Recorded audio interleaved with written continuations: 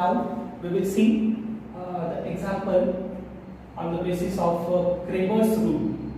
तो इससे पहले हमने हर एक मेथड और उसके एग्जांपल्स प्रॉपर्ली देखे हैं।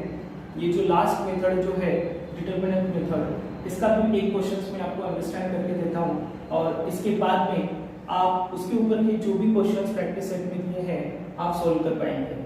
So first of all understand this first example on the basis of determinant rule and see what are the steps। पहले फर्स्ट स्टेप हमारी क्या होनी चाहिए कि वो इक्वेशन में एग्जैक्टली दिया गया है। This is not the different example, ये भी आपके टेक्स्ट बुक में का ही क्वेश्चंस है। ओके, तो देखते हैं कि इसमें जो है ये क्वेश्चंस हमें किस तरह से सॉल्व करना है। सबसे पहले हम इसके लिए कॉलम बना के लेंगे, एक टेबल क्रिएट करेंगे। तो देखो यहाँ पे क्या दिया है, सबसे पहले लिखेंगे। तो देखो x है, y है और उसके बाद में कांस्टेंट है। ठीक है, ये तीन टर्म्स हमें हर एक जो है ये मेथड से जब हम सॉल्व करते हैं तो सबसे पहले ये स्पेसिफाई करना है। यहाँ से हमें बहुत सारी आइडिया आ जाती है। तो देखो क्या करते हैं कि यहाँ पे जो x लिखा है तो वो मुझे दोनों इक्वेशन में x के कोएफिशिएंट्स जो दिए हैं वो हमें पहले चार्ट में प्लॉट अप करने हैं। तो देखो क्या है, x का कोएफिशिएंट 5 और 2। First of all I will write here coefficients of x 5 and 2। तो ये मैंने लिख लिया है। ठीक है, और उसके बाद में y के कोएफिशिएंट स्पेसिफाई करते हैं। So y coefficients are 3 and 4 and finally the constant we have to put. Okay, so constant is -11 and -10। तो ये चार्ट आपको 99% आइडिया देगा जहां से आप ये क्वेश्चन सॉल्व करना स्टार्ट कर सकते हैं। ओके, तो हमें सबसे पहले इंपॉर्टेंट क्या है, डिटरमिनेंट्स रूल में फॉर्मूलेस हमें पता है। So what is the formula for the determinant rule और Cramer's rule for determinants method? That is x is equal to dx by d and y is equal to dy by d। So ये हमें find out करना है। तो इसका अगर use करना है तो हमें पता होना चाहिए कि d क्या है। So what is the d here? So हमें पता है डिटरमिनेंट जब बोलते हैं हम d बोलते हैं तब जो है d का यूज कहां पे हो रहा है, डिनोमिनेटर में। सबसे पहले हम सबके वैल्यूज फाइंड आउट करेंगे। क्या क्या फाइंड आउट करना है हमें? d चाहिए, dx भी चाहिए और dy भी चाहिए। So this 3 d's we will find out first। okay, so for that purpose first I will take here d। these 3 things we will require।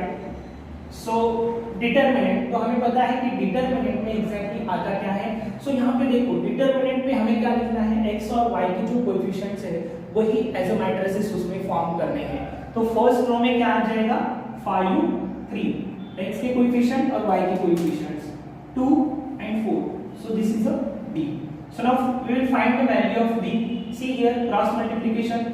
So I will not here write now complete step। Okay, let it be। For the first question I will make it all things and related to the as concerned to the exam you need to specify each and every steps properly in the paper। जब आप question solve करते हो, जब exam paper में जब question solve करते हो सकता है कि आप नोटबुक में सॉल्व कर रहे हैं तब आप एक आध क्वेश्चन के लिए स्टेप्स लिख सकते हैं, बाकी क्वेश्चंस के लिए शॉर्टकट ले सकते हैं।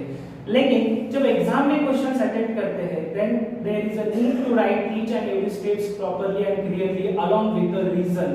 क्योंकि वहां पे स्टेप के लिए आपको मार्क्स होते हैं तो वहां पे पूरे स्टेप्स आपको स्पेसिफाई करने ही पड़ेंगे। ठीक है, तो 5 4 जा 20। so I will write here 5 into 4 in the first bracket minus in the second bracket 2 into 3 2 into 3। okay, so 5 4 जा 20 minus 2 3 जा 6 is there। so here value of the first determinant is 14। now we will find the dx। तो देखते हैं dx की value कितनी आती है।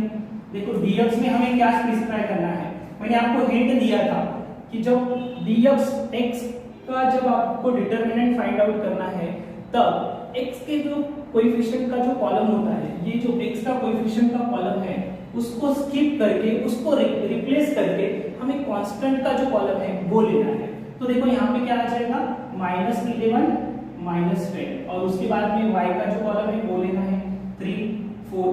तो ये देखो ये मिल गया हमें dx। तो चलो dx की वैल्यू फाइंड आउट करेंगे। तो क्रॉस मल्टीप्लिकेशन में क्या आ जाएगा, -11 into 4 in the first bracket minus in the second bracket -10 into 3। तो देखो फर्स्ट ब्रैकेट की वैल्यू कितनी आ जाएगी 11 into 4 -44। Now see here is a minus sign and inside the bracket it is also minus because -10 into 3 -30, so it becomes minus into minus plus 30, so plus 30, so it gives -44 plus 30, so signs are different, so we have to make a subtraction, so 30 minus 44 it gives a -14। तो देखो 14 आ गया -14 आ गया, दो values मिलते हैं। Now we want finally dy, so एक रह गया हमारा dy फाइंड आउट करना है। सो नाउ सी dy में क्या लिखना है हमें, सो इसके लिए भी हिंट दी गई थी कि जो dy फाइंड करना है तो y का कॉलम रिप्लेस कर देना है या स्किप कर दो, y का कॉलम छोड़ दो, जो y का कॉलम है उसको छोड़ दो, बाकी जो कॉलम्स है वो एज इट इज हमें लिखने हैं। तो देखो फिर उसके लिए क्या लिखना पड़ेगा 5 2 एंड लास्ट में जो है -11 -10। तो यहाँ पे आपने लिख दिया। तो देखो इस डिटरमिनेंट की वैल्यू कितनी हो जाएगी, again do the cross multiplication, 5 into -10 minus 2 into -11, 2 into -11। Now see, so 5 into -10 it gives -50, and here minus sign again in bracket it gives a negative 2 into 11 -22 minus into minus plus 22। Now again two integers having a different sign, so we have to make a subtraction, so 50 minus 22, that is a -28 is there, greater number symbol sign should be put to the answer। तो यहाँ पे कितना आ गया -28। तो देखो इस तरह से आपको d की वैल्यू मिल गई, dx की वैल्यू मिल गई और dy की वैल्यू मिल गई। तो अब फॉर्मूले में वैल्यू आप पुट अप करने के लिए इजी चला जाएगा। तो देखो फिर x की वैल्यू किस तरह से आ जाएगी आपको, x is equal to what, dx upon d। so now see x is equal to dx is what, dx is a -14 upon what is the d, value of d is a 14, so now put the 14।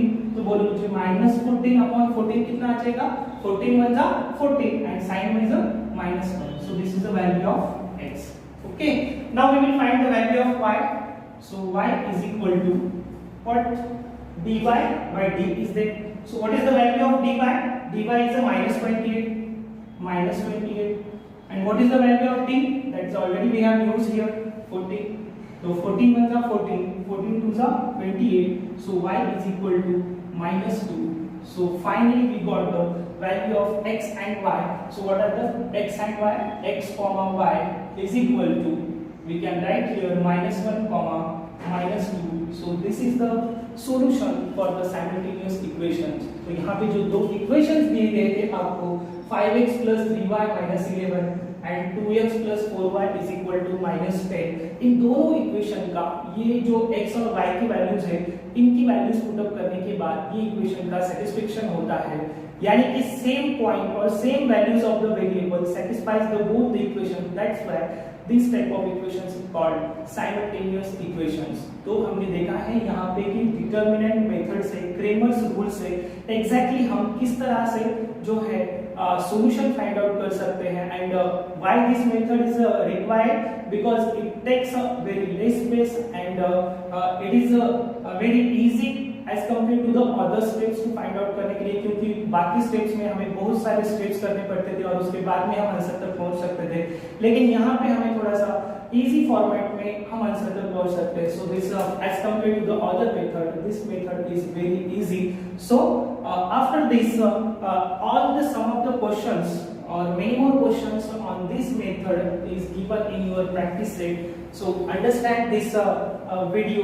ये इस video को आप एक दो बार अगर देखोगे तो इस क्वेश्चंस के पूरे जो है छोटे छोटे प्रॉब्लम्स है वो आपको अंडरस्टैंड हो जाएंगे और इस बेसिस के ऊपर के बाकी के क्वेश्चंस आप सॉल्व कर सकते हैं, और इसके बाद में जो भी कुछ मेथड्स है और इस लेसन से रिलेटेड रिमेनिंग पार्ट है वो हम अगले वाले वीडियोस में देखेंगे। Thank you and all the best.